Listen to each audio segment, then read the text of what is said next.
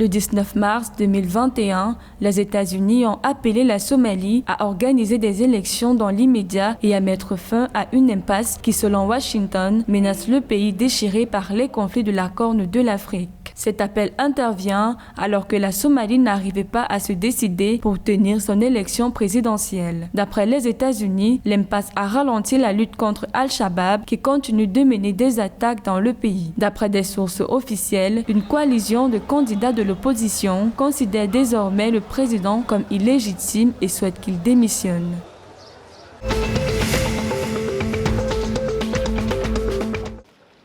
Afin d'en finir avec le litige maritime avec la Somalie, le Kenya demande à ce que le dossier soit retiré de la Cour internationale de justice et résolu par des négociations bilatérales. D'après un communiqué du ministère des Affaires étrangères du Kenya, la Somalie devrait normaliser ses relations avec le pays après sa décision non provoquée et injustifiée de rompre les relations diplomatiques entre les deux pays. D'après les autorités kenyanes, le recours aux négociations est en adéquation avec la vision de l'Union africaine qui encourage les États à résoudre les différends par le biais des négociations bilatérales.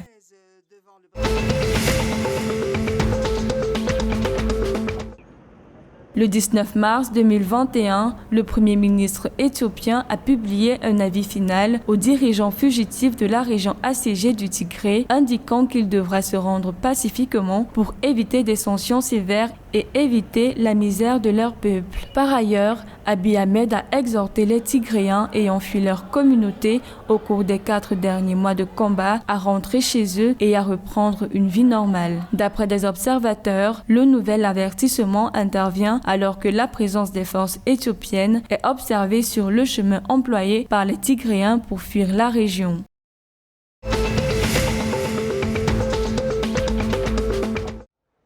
Au Rwanda, la circulation et la vente de bétail sont désormais autorisées dans le district de Kayonza. Cette nouvelle intervient suite à la levée de l'interdiction imposée au bétail dans le district en raison de la fièvre afteuse. L'interdiction avait été imposée à la circulation des bovins, des porcs, des chèvres et des ovins dans la localité. Selon un communiqué signé le 19 mars 2021 par la ministre de l'Agriculture et des Ressources animales, Gérardine Mokeshimana, la levée intervient suite au respect des mesures mises en place pour lutter contre la fièvre.